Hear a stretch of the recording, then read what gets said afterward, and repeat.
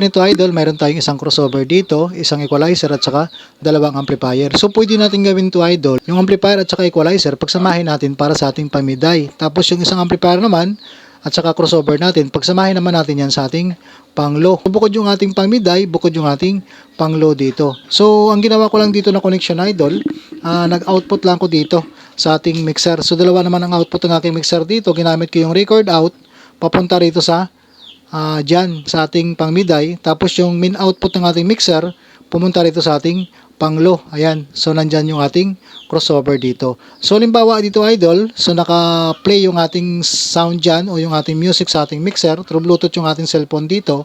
Kapag nag-volume tayo dito, ito yung ating pang mid-high.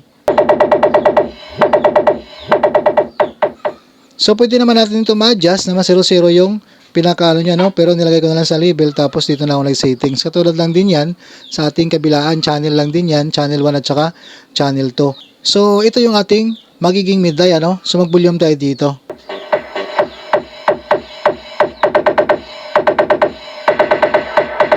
So yan yung ating pang mid-high. Dumaan dito sa ating equalizer, yung ating pang mid-high dito. So may signal na pumapasok dito galing sa ating mixer.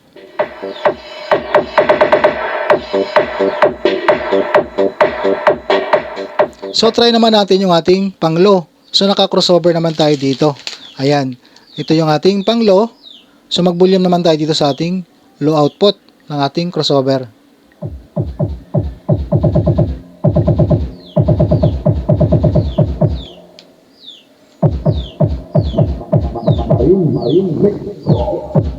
Ayan. Yan yung ating pang-low. So kapag nag-volume tayo dito,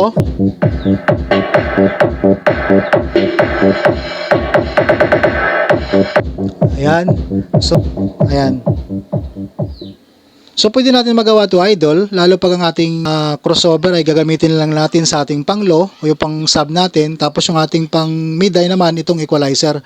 So, mas okay din gagamitin yung ganito, ano? So, binukod natin. So, sa ibang connection naman natin, pwede natin pagsamahin itong equalizer at saka crossover. So, next video natin yan, pagsamahin natin itong equalizer at saka crossover at saka itong dual amplifier. So, magbubukod na lang yung ating pang-low at saka pang-mid-high dito na sa ating crossover. Pero dito ngayon, ang ginawa natin, binukod natin kanya-kanya, no? Yung isang amplifier natin magkasama itong dalawa para sa ating pang-low, tapos itong ating equalizer at saka itong amplifier natin magsasama naman sila para sa ating pang mid-high. So yun ang ating sound check, ano? So ito yung ating pang mid-high. So madali lang ang magiging connection natin dito idol. Ituturo naman natin mamaya kung ano magiging connection natin dito. So i-check natin ulit yung ating low. Ayan.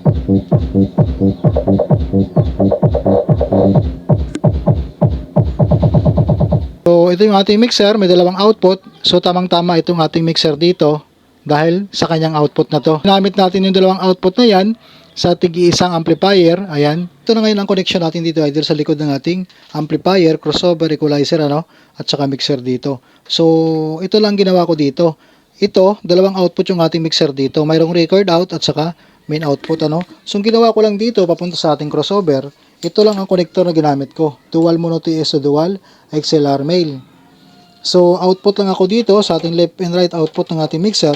Tapos ito ngayong XLR na to, i-input natin dito sa ating crossover, ano, channel 1, channel 2. So input lang ito, channel 1, channel 2 ng ating crossover. So nanggagaling sa ating main output ng ating mixer, pumunta rito sa crossover natin, channel 1, channel 2, input.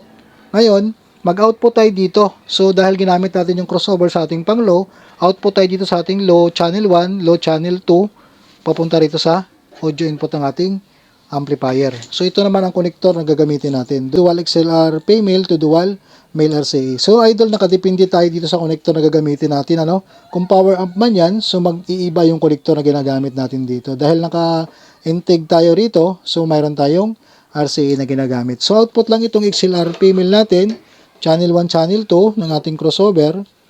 Ayan, papunta ito ngayon sa audio input ng ating amplifier na. So halimbawa, naka-selector A siya. So madali lang yung connection natin idol, ano? Yun lang ang ginawa natin na connection kanina sa sound check natin sa ating pang-low.